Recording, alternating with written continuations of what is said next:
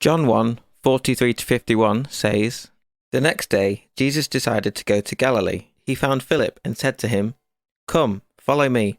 Philip was from Bethsaida, Andrew and Peter's hometown.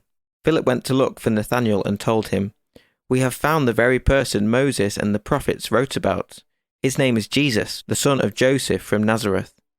'Nazareth?' exclaimed Nathanael. 'Can anything good come from Nazareth?' 'Come and see for yourself,' Philip replied.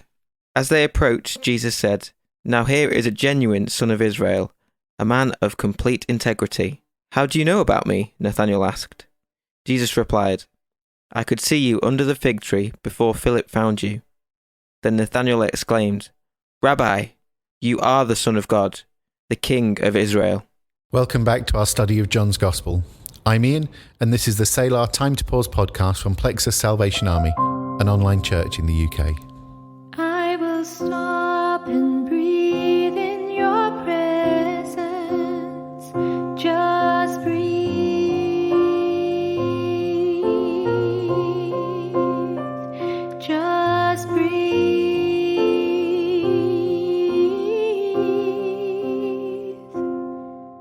I find it interesting and significant that before Jesus even said anything to Nathanael, he said a great deal about him.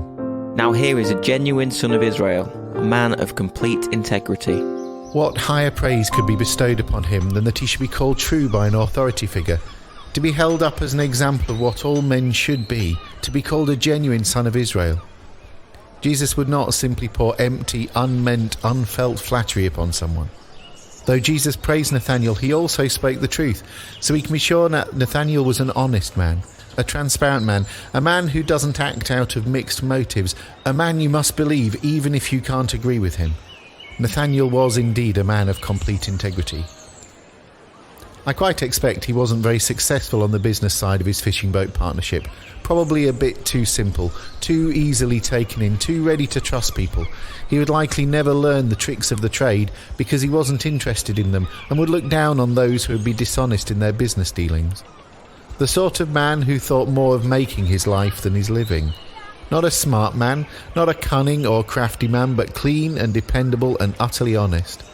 A man who had all along been quite unconsciously preparing himself for the something bigger than he knew, and now he had the fine contribution of character to carry over into the group life of the disciples. He'll get a great reward one day when Jesus says, "Well done, good and faithful Nathanael." But it won't be greater than the tribute Jesus paid to Nathanael's moral quality the day that they first met. It seems that it was part of Nathanael's makeup that he took the things of the soul seriously. He would often be found withdrawing from the cares and occupations of his home and business, even from the services of the synagogue, to a quiet trysting place in order to have time with God and with his own soul. No one knew where he went or what he was doing. A man like Nathanael, to whom prayer and spiritual communion and the struggles of the soul are realities, doesn't advertise them. But there, under the fig tree in some unfrequented garden shaded from the hot Syrian sun, since by night he would have been out on the lake, he came to grips with the problems of his life and stretched out his hands to the unseen promises of God. How had this habit begun with him? We do not know, but from our own knowledge of ourselves we can almost reconstruct his experience.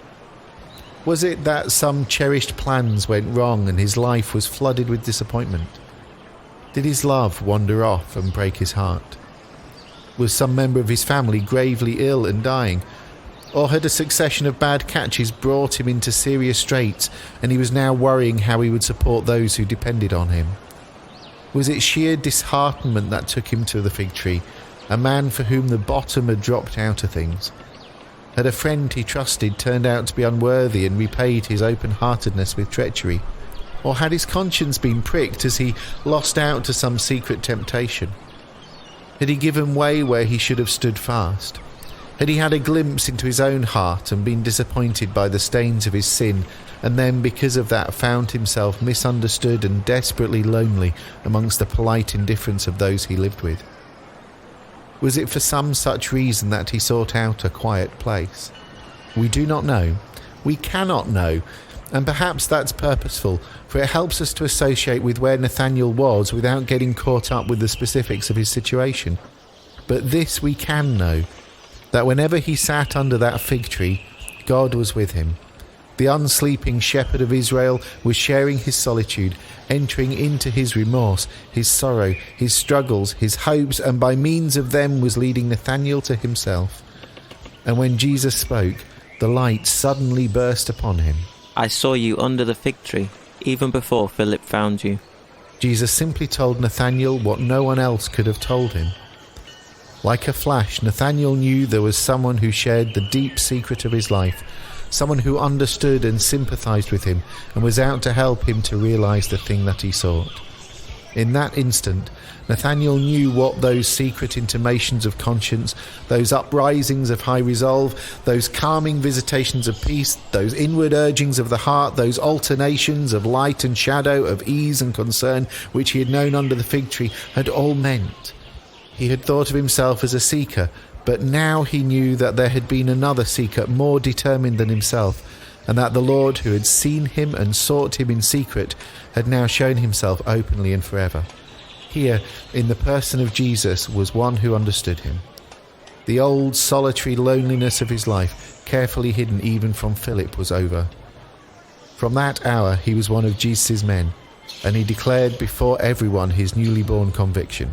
Rabbi, you are the Son of God, the King of Israel. Nathanael actually proclaimed Jesus' true identity long before Peter did, and became the spiritual ancestor of all who have believed in the Lord Jesus in every age. Away went his prejudices, away went his contempt for Nazareth, away went his searching, for he had found his master, and the master had found a disciple. Just like with Nathanael, I don't know how your story may have started, but I know that Jesus sees you too, your joys and your sorrows, your struggles and your hopes, and he calls you each day to follow him. Will you follow him today? I plan to, and I hope I will.